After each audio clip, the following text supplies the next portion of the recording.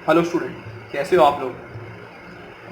आज का ये जो वीडियो जो मैंने पूरा जो बनाया हुआ है, जो अपना पूरा जो बनाया हुआ है, वो आपके आने वाले जेई मेंस के ऊपर मैंने बनाया, ठीक है। मेरे दिमाग में बहुत दिन से चल रहा था, बहुत सारे बच्चे भी मुझे पूछ रहे थे सर जेई मेंस की मैं प्रिपरेशन कैसे स्टार्ट करूं, क्या क्या पढूं मैं, मेरे पास टाइम भी कम बचा हुआ है। अब तो टाइम ऐसा हो गया कि पढ़ने से भी बोरियत हो रही है, क्योंकि घर पे बैठेंगे हम, कितना टाइम घर पे बैठेंगे इस कोरोना के चक्कर में, और बार बार एक ही चीज़ पढ़ना पढ़ना, कितना पढ़ेंगे, बोर सा लग रहा है वो। ठीक है, तो सर कैसे कुछ भी कुछ शॉर्टकट बताओ कि हम लोग एटलीस्ट जेई मेंस क्रैक तो कर लें, या तो जेई मेंस में हम लोग 300 में से अराउंड 150 या 170 या 180 मार्क्स तक टच कर लें। वो हम पूरा नहीं, हम मतलब बोलते ना पूरा 300 में से 300 तो नहीं चाहिए, तो भी 300 में से कम से कम 200 तक हमको मिल जाए, तो उसकी हम क्या करें, मतलब क्या करें घर पे बैठ के। तो आप ये सब दुनिया भर के क्वेश्चन मुझे बच्चे पूछ लेते हैं, तो मतलब मैंने भी बहुत सारे डेटा देखे, एनालाइज किए, बहुत सारे वीडियोस देखे, उसको भी एनालाइज किया 2020 से रिलेटेड जेई मेंस को लेके। फिर मैंने क्या किया, मतलब सारी चीजों को निकाल रख के उनको फिल्टर किया, और फिल्टर करने के बाद मैंने एक डेटा बनाया, मैंने पूरा प्रॉपर डेटा मैंने आपके लिए बनाया हुआ है। तो ये जो मेरा जो वीडियो है, इसमें मैं आपको एक एक बारीक से बारीक चीजें, मतलब एकदम छोटी से छोटी चीजें मैं इसमें आपको बता रहा हूँ जेई से रिलेटेड। आपको पर सब्जेक्ट वाइज में मैंने इसमें आपको बताया कि हर सब्जेक्ट में आपको कैसे क्या पढ़ना है, बराबर दे रहा है। उसके बाद मैंने आपको इसके अंदर कितने सारे सीट्स होते हैं, कास्ट वाइज रिजर्वेशन क्या होता है, कितने मार्क परसेंटाइल पे कितने बोलते हैं ना रैंक्स अलॉटमेंट मिलते हैं, वो भी सारी चीजें मैंने आपको इसके अंदर बताई हैं।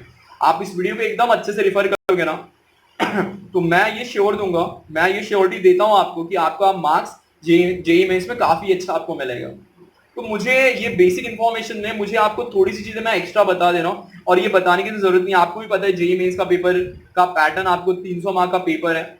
हर हर बोलते ना हर सब्जेक्ट के कितने कितने क्वेश्चन आने वाले हैं, बताओ फटाफट। पहले 30-30 थे, अब कितने कितने आ रहे हैं, 25-25-25 क्वेश्चन आएंगे। अब वो 25-25-25 क्वेश्चन में भी हर सब तीनों सब्जेक्ट के अंदर 5-5 क्वेश्चन ऐसे होंगे, 5-5 क्वेश्चन ऐसे होंगे जिनके बोलते ना कोई ऑप्शन ही नहीं होंगे, वो न्यूमेरिकल बेस्ड क्वेश्चन होंगे, बराबर है। 5-5 क्वेश्चन ऐसे होंगे जिनके कोई ऑप्शन नहीं, जो कि न्यूमेरिकल बेस्ड क्वेश्चन होंगे। वो चीजों को आपको सॉल्व करके वहां पे उसका आंसर आपको लिखना है, मतलब उसको 5-5 क्वेश्चन में, मतलब 15 क्वेश्चन पकड़ लो, उसमें आपको नेगेटिव मार्किंग नहीं है। बाकी पकड़ लो 20-20-20, उसमें आपको एमसीक्यू मिलेगा, उसमें आपको नेगेटिव मार्किंग आपको मिलेगा। ठीक है, तो ये जेई मेंस का अब बोलते ना एक नया पैटर्न है, 2019 से स्टार्ट हुआ है, और ये इस साल भी वही पैटर्न हम लोग रिफर करेंगे, उसी पैटर्न पे इस साल भी पेपर बनेगा। ठीक है, अब बात करते हैं कुछ चीजों के बारे में जो कि मैंने इसमें आपको बताई है। वो चीजें आप एकदम अगर अच्छे से देखोगे ना, एकदम आपको क्लियर, धीरे धीरे सारी चीजें आपको समझ में आने लगेगी। ठीक है, मैं इसमें आपको, मैं बोलते ना एकदम स्टार्टिंग से आपको बताता हूँ। जेई मेंस में हमको तो पता रहता है, हमको खाली ये पता रहता है एग्जाम देना है, एग्जाम देना है, अरे आखिरकार सीट कितनी होती है, जेई मेंस के ऊपर सिलेक्शन क्या क्या मिलता है हमको, ये सब तुम लोग कुछ पता ही नहीं रहता। तो आज इस वीडियो में आपको ईच एंड एवरीथिंग बताऊंगा, आप बस अच्छे से इसको देखना, स्टार्ट करते रहना। ठीक है, चलो स्टार्ट करते हैं वीडियो। देखो, अब जैसे मैं बात करूं, मैंने यहाँ पे जैसे हेडिंग भी डाला, ये मेरा बेसिक इन्फॉर्मेशन है जेई का। ठीक है, अब जेई के बेसिक इन्फॉर्मेशन में आप पहले मैंने डाला सीट अवेलेबिलिटी, मतलब जेई मेंस के हिसाब से हमारे पास कितनी सारी सीटें और कहाँ कहाँ पे है वो भी आप देख लो।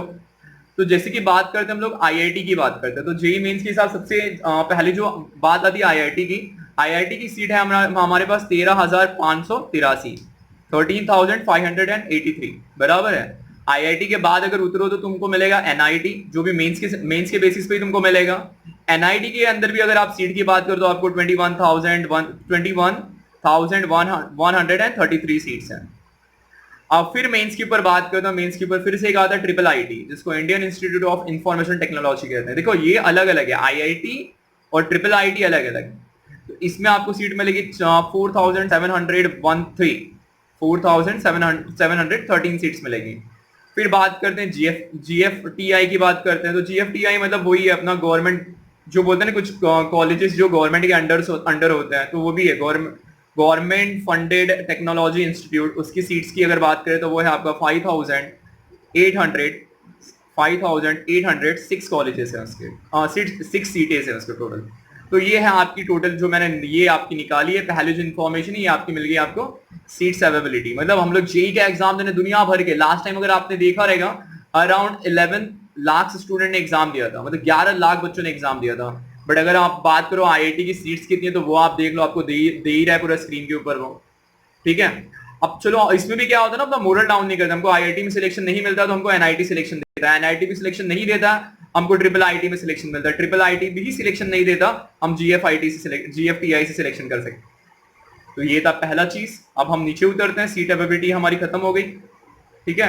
अब दूसरा आ रहा है कि आखिरकार कास्ट वाइज कैटेगरी के हिसाब से मार्क्स कैसे डिस्ट्रीब्यूट होता है, कितना रिजर्वेशन होता है कास्ट वाइज में। तो कास्ट वाइज में भी कुछ रिजर्वेशन है, वो भी रिजर्वेशन आप देख लो, वो भी मैंने एकदम अच्छे से आपको इसमें बताया है।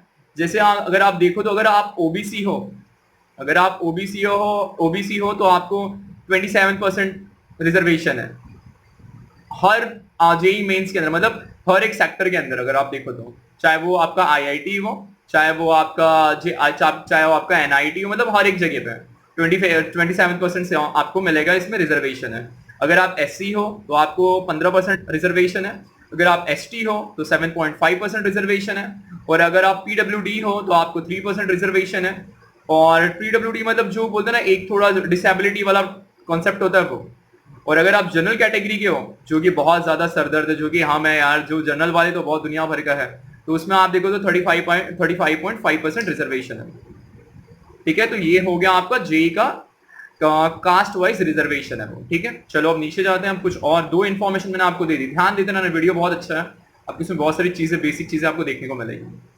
अब जैसे हम बात करते हैं यार कट ऑफ की बात करते हैं, पहले 2018 तक तो मार्क्स पता चलता था, इतने मार्क्स लाओ तो आपका जेई मेंस क्रैक था। मतलब जैसे 2018 की बात करें तो ओपन कास्ट के लिए अराउंड 84 या 82 के करीब मार्क्स था। अब 2019 के अंदर हम कट ऑफ 2019 के अंदर हमने परसेंटाइल की बात की, तो अगर हम लोग कॉमन रैंक लिस्ट की बात करते हैं तो उसका जो कट ऑफ होता है वो 89.75 जो दे रहा है आपको, वो आप देख सकते हो।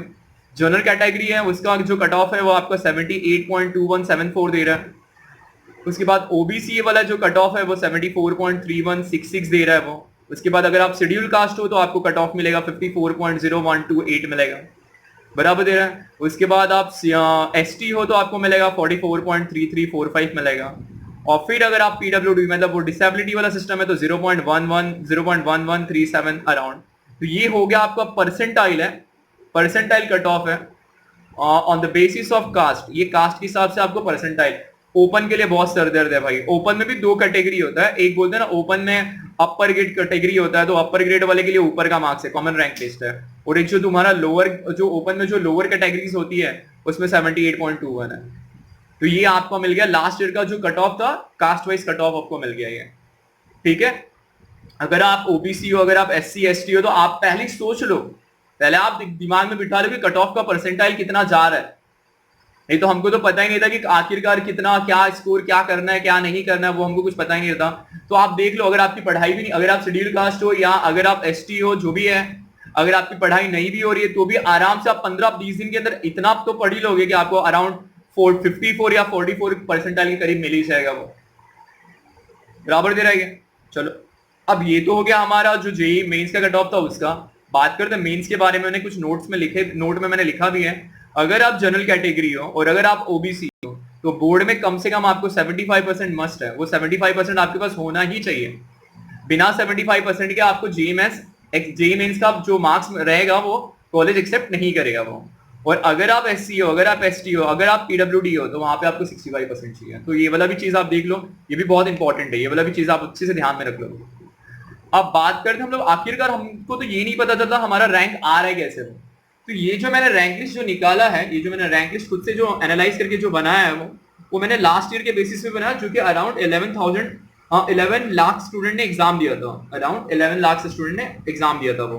तो अभी अगर आपका 99.91 परसेंटाइल है, 99.91 परसेंटाइल है, तो जो आपका जो रैंक है बिलो आपका 1000 के अंदर होगा, मतलब अराउंड 1000 तक जाएगा वो। अगर आपका 99.12 है, देखो धीरे धीरे आप परसेंटाइल कम होता रहा, तो 99.12 है तो वो आपका रैंक बिलो 10,000 के अंदर आएगा। अगर आपका 98.20 है तो जो आपका रैंक लिस्ट है वो आपका बिलो 20,000 के अंदर आएगा। और अगर आपका 97.80 है तो आपका जो रैंक आएगा वो बिलो 25,000 के अंदर आएगा।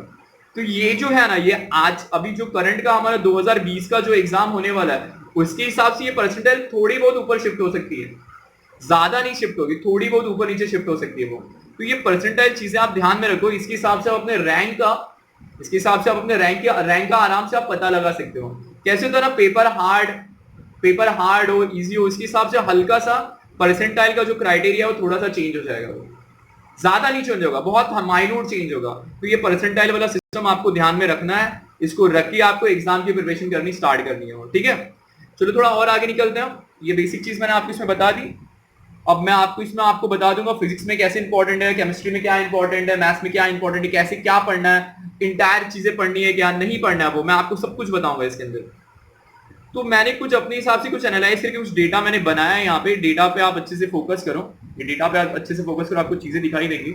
मतलब मैंने यहाँ पे देखो कुछ चीजें मैंने बनाई है, जैसे कि हाई वेटेज है, लो एफर्ट है। देखो अगर आप देखो पहले अच्छे से, तो हाई वेटेज चैप्टर है, लो एफर्ट मतलब कम मेहनत में ज्यादा मार्क्स निकालो। दूसरा वाला जो मेरा सिस्टम है वो क्या है, बहुत ज्यादा मेहनत करके बहुत ज्यादा मार्क्स निकालो। आप क्या चाहते हो, कम मेहनत करके आप ज्यादा मार्क्स निकालना चाहते हो, आप ये सिस्टम फॉलो करो। उसके बाद नीचे देखो, तो नीचे वाले में अगर आप देखो तो कम मेहनत में कम मार्क्स निकालना है। उसके बाद इसमें कैसे आ रहा है, बहुत ज्यादा मेहनत में बहुत कम मार्क्स निकालना है। तो अगर आप ये देखो तो ये मैं स्किप ही कर दूंगा, ये मैं करूंगा ही नहीं, ये मैं करूंगा नहीं, मैं ये करूंगा, बट ये चीज मैं करूंगा नहीं। मैं क्यों करूं, मेरे पास टाइम ही नहीं है कि मैं बहुत ज्यादा टाइम डालूं और डालने के बाद मेरे को मार्क्स बहुत कम मिले, मतलब क्वेश्चन बहुत कम है। तो मैं बेटर तो यही करूंगा ना, मैं बहुत ज्यादा एफर्ट डालूं और हाई वेटेज वाला चैप्टर में उठा लूं, ठीक है। तो ये चीजें आप एकदम अच्छे से फोकस कर लो। जैसे आप फोकस करोगे तो मैं आपको चैप्टर दिखाना स्टार्ट करता हूँ, फिजिक्स में क्या क्या इंपॉर्टेंट है चीजें। चलो स्टार्ट करते हैं फिजिक्स के बारे में। अभी आप देखो, स्टार्ट करते हैं फिजिक्स के रिलेटेड चीजें मैंने बनाई है ये अच्छे से। जैसे पहला जो है वो लो इनपुट है, मतलब कम मेहनत करना है। और आपको देखो कॉलम्स देख लो, आपको ये आपको कम मेहनत करनी है, हाई वेटेज निकालना है, ज्यादा मार्क्स निकालना है, कम मेहनत करना है, कम मार्क्स निकालना है, तो वो आपके ऊपर है। अब पहली अगर आप देखो तो आपको मिलेगा हीट एंड थर्मोडायनेमिक्स। अगर हीट एंड थर्मोडायनेमिक्स मिल रहा है तो आपको देखना है कम मेहनत करके ज्यादा मार्क्स निकाल रहे हो। तो बेटर अगर आप ये वाला चीज अगर स्किप करते हो तो चलेगा, लेकिन बेटर ये भी कर लो आप, क्योंकि आपको मेहनत तो कम करनी है। देखिए कुछ चैप्टर्स ऐसे हैं, देखते रहो फटाफट, मैं स्क्रॉल डाउन करते जाता हूं। वहां पर हीट थर्मोडायनेमिक्स है, फिर रे ऑप्टिक्स है, फिर इलेक्ट्रोमैग्नेटिक वेव्स है। इस चीज में अगर आप देखो लो वेटेज वाले अगर आप देखो तो फ्लूइड है, उसके बाद आपका न्यूक्लियर फिजिक्स है, उसके बाद एक्सरे है, वर्क एनर्जी एंड पावर है, यूनिट डायमेंशन है, ठीक है। ये देखते जाओ, ये देखोगे आपको बहुत काम आएगा। ये आपको कम मेहनत करके आप ज्यादा मार्क्स कैसे निकाल सकते हो, देखते जाओ। ग्रेविटेशन आ गया, बहुत हाई वेटेज का चैप्टर, आपको ज्यादा क्वेश्चंस देख सकता है उसमें से। ड्यूअल नेचर ऑफ मैटर दे रहा है आपको, उसमें से क्वेश्चन आपको कम आ सकता है। उसके बाद वेव से क्वेश्चन ज्यादा आएंगे, फोटो इलेक्ट्रिक इफेक्ट से क्वेश्चन ज्यादा आपको मिलेंगे, ऑसिलेशन से क्वेश्चन आपको ज्यादा मिलेंगे। तो ये था अपना क्या था अपना, ये कम मेहनत करके ज्यादा मार्क्स और कम मेहनत करके कम मार्क्स निकालना, लेकिन मेहनत कम था वहां पे। अब आ रहा है थोड़ा डिफिकल्ट चीजें। अब इसमें कैसे है, इस वाले चीजों में अगर आप देखो तो इसमें मेहनत ज्यादा है, ये वाला कॉलम आप देखो तो मार्क्स ज्यादा मिलेगा, मेहनत ज्यादा है बट मार्क्स इसमें आपको कम मिलेगा। तो मैं तो ये बोलूंगा आप ये चीज को स्किप मार दो, ये चीज मत करो, चलेगा। आप ये करते जाओ, ऊपर के आप पूरे दोनों कॉलम करो, यहाँ पे आपको ये कॉलम करना, ये वाले को स्किप मार दो। क्यों मैं करूं, मैं ज्यादा मेहनत करके कम मार्क्स निकालू क्यों, मुझे चाहिए ही नहीं वो।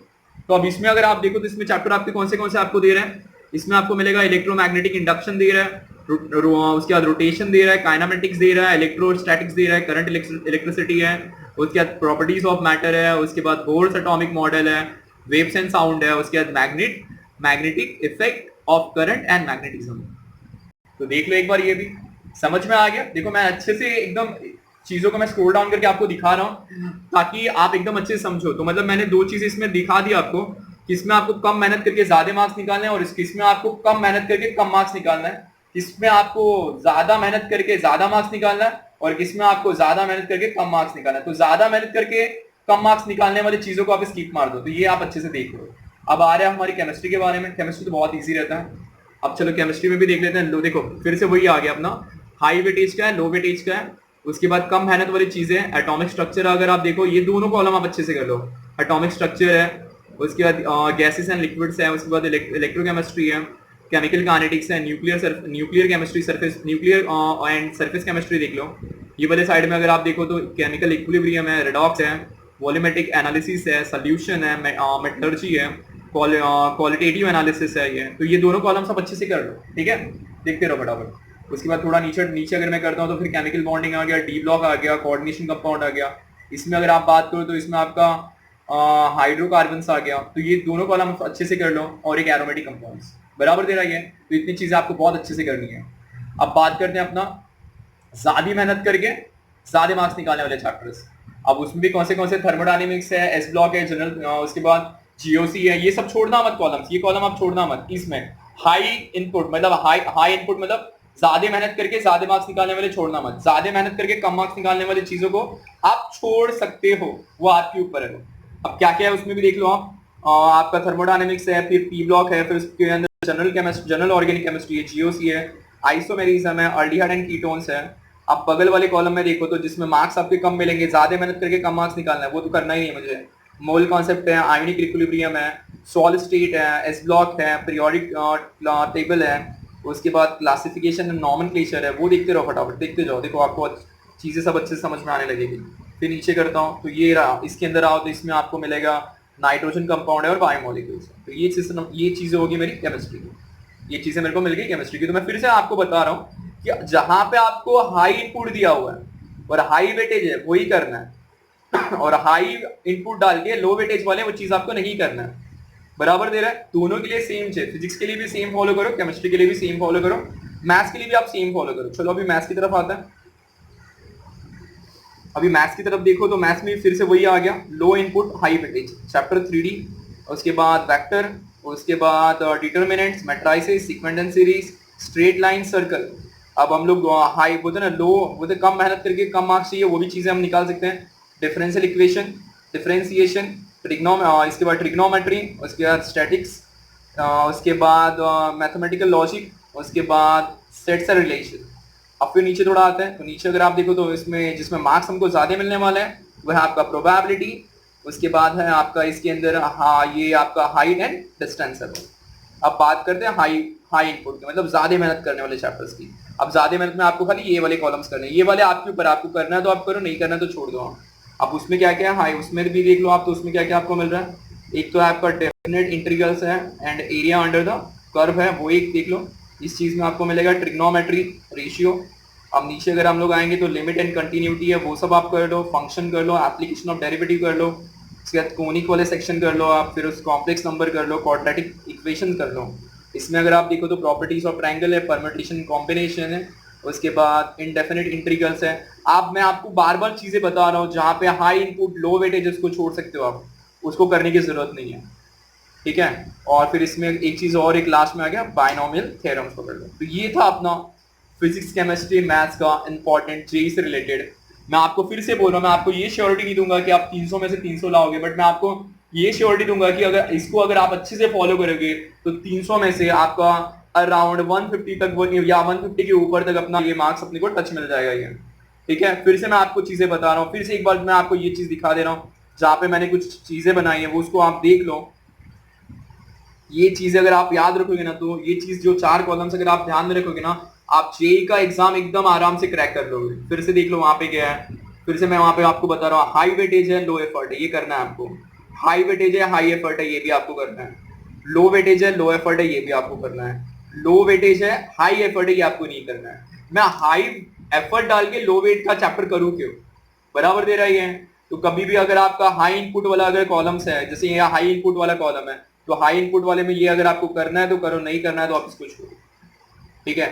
अब फिर से थोड़ा सा मैं कुछ एनालाइज कर रहा हूँ, मैं तीनों, ये तो फिजिक्स केमिस्ट्री मैथ्स का मैंने आपको दे दिया, फिर से मैं कुछ डेटा मैंने एनालाइज किया है वो भी दिखा देता हूँ मैं आपको। जैसे मैं फिजिक्स के बारे में अगर मैं आपको बताता हूँ, तो फिजिक्स के बारे में अगर आप देखो तो मैकेनिक्स है ना, उसे 4 से लेके 5 क्वेश्चन तक आते हैं। उसके बाद ऑप्टिक्स एंड मॉडर्न फिजिक्स की बात अगर हम लोग करेंगे तो उसमें से 3 से लेके 4 क्वेश्चन आते हैं। फिर उसके बाद इलेक्ट्रोस्टैटिक्स और मैग्नेटिज्म की बात करेंगे तो उसमें भी 5 से लेके 6 क्वेश्चंस आते हैं। उसके बाद हीट एंड थर्मोडायनेमिक्स की बात करेंगे तो उसमें भी 2 से लेके 4 क्वेश्चंस आते हैं। उसके बाद करंट इलेक्ट्रिसिटी की अगर बात एंड ईएमआई की बात करेंगे तो उसमें 3 से लेके 4 क्वेश्चन आते हैं। तो आप इसको भी फॉलो कर सकते हो, इसको फॉलो करो और ऊपर चैप्टर्स को टैली करो, टैली करके उसको खत्म कर दो, जिसमें से ज्यादा क्वेश्चन आते हैं उसको करके पहले खत्म कर लोगे, ठीक है। अब बात करते हैं केमिस्ट्री की। अब केमिस्ट्री में भी थोड़ा 3 क्लासिफिकेशन अपना पकड़ लो। ऑर्गेनिक हमेशा अपने को 10 से लेके 12 क्वेश्चन देता है। फिजिकल केमिस्ट्री न्यूमेरिकल बेस्ड है, वो तो 7 से लेके 9 के क्वेश्चन अपने को देगा। इनऑर्गेनिक केमिस्ट्री है वो अपने को 5 से लेके 6 क्वेश्चन देता है। तो वो भी आप अपने हिसाब से करो, आपका ऑर्गेनिक अच्छा है ऑर्गेनिक को टच करो, फिजिकल अच्छा है फिजिकल को टच करो, इनऑर्गेनिक को छोड़ दो। वो आप अपने ऊपर छोड़ो, अपने ऊपर आपको जो आपका पार्ट अच्छा है। फिजिक्स के अंदर भी आपका अगर मैकेनिक्स अच्छा है, आपका मॉडर्न फिजिक्स अच्छा है, उसको करो आप। आपका अगर इलेक्ट्रोस्टैटिक्स और मैग्नेटिज्म अच्छा नहीं, आप उसको छोड़ो। बट मैं तो ये नहीं करूंगा, कहूंगा उसको आप छोड़ो, क्योंकि क्वेश्चन का वेटेज देखो उसमें 5 से लेके 6 मार्क्स तक आ रहा है, 5 से लेके 6 क्वेश्चन तक आ रहा है, तो वो आप करने की कोशिश करो। अब हम बात करते हैं मैथ्स के बारे में। तो मैथ्स में भी अगर आप देखो तो मैथ्स में भी कोऑर्डिनेट ज्योमेट्री से 6 से लेके 8 क्वेश्चन तक आते हैं, कैलकुलस वाले पास से 7 से लेके 8 क्वेश्चन है। उसके बाद ट्रिग्नोमेट्री की बात करें तो 5 से लेके 6 क्वेश्चन है। उसके बाद अलजेब्रा की अगर हम लोग बात करें तो अलजेब्रा में भी 6 से लेके 7 क्वेश्चन तक है, बराबर है। तो ये चीजें आप एनालाइज खुद से करो, आप एनालाइज, मैं ये नहीं बोलूंगा आप क्या छोड़ो क्या करो, ये नहीं मैं बोलूंगा, लेकिन मैंने आपको बता दिया, क्या बताया मैंने आपको, पहले कम मेहनत करके ज्यादा मार्क्स निकालने, कम मार्क्स निकालने वो वाले आप पहले करो, ज्यादा मेहनत करके आपको ज्यादा मार्क्स निकालने वो वाला भी चीज आप पहले कर लो। बट बोलते हैं ना, एकदम ज्यादा मेहनत करके अगर आपको कम मार्क्स मिल रहा है जिस चैप्टर, अभी जो हम लोग ने ये पूरा जो वीडियो जो देखा, जो पूरा वीडियो देखा, मैंने चीजें बनाई, मैंने मतलब ये एक वर्ड पे बना दिया, मतलब एक वर्ड डॉक्यूमेंट है मेरा ये, मतलब मैंने इस चीज़ को पूरा अच्छे से एकदम सारी चीज़ों को एनालाइज किया, बहुत सारे मैंने मतलब दुनिया भर से डेटा देखी कैसे क्या होने वाला है, उसको पूरा निकाल के फिल्टर करके मैंने एक नया चीज़ बनाया आपके लिए, ठीक है। तो अगर ये चीज़ अगर आपको ये चाहिए तो इस जो मेरी फाइल है इसका मैं लिंक डिस्क्रिप्शन बॉक्स में मैं आपको डाल के दूंगा, वहाँ से जाके आप लिंक पे क्लिक करो, ये चीज़ें आपको मिल जाएगी, आप डाउनलोड कर लो इसको, और डाउनलोड करने के बाद आप पढ़ना स्टार्ट कर दो, ठीक है। तो फिर से मैं आपको कह रहा हूँ, लिंक आपको डिस्क्रिप्शन बॉक्स में मैं दूंगा, आप डिस्क्रिप्शन बॉक्स से उस चीज़ों को डाउनलोड करो, और डाउनलोड करने के बाद उसको पढ़ना स्टार्ट करो।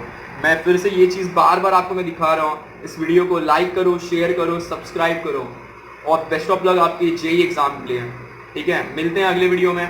आप जो मुझे डालोगे कमेंट बॉक्स में, आप मुझे बोलोगे मुझे सर इस चैप्टर का रिलेटेड आपका क्या इंपॉर्टेंट है, फिजिक्स के पर्टिकुलर चैप्टर से रिलेटेड क्या एग्जाम क्या इंपॉर्टेंट है, केमिस्ट्री के पर्टिकुलर चैप्टर से रिलेटेड क्या इंपॉर्टेंट है, वो अगर आप डालोगे उससे रिलेटेड भी मैं एक वीडियो बना के जल्दी से जल्दी आपको डाल दूंगा। लेकिन कंडीशन यही है कि आप ज़्यादा से ज़्यादा इस वीडियो को शेयर करो, देखो, पढ़ना स्टार्ट करो, ठीक है। चलो मिलते हैं अगले वीडियो में, ठीक है। सेफ रहो पहले तो, चलो।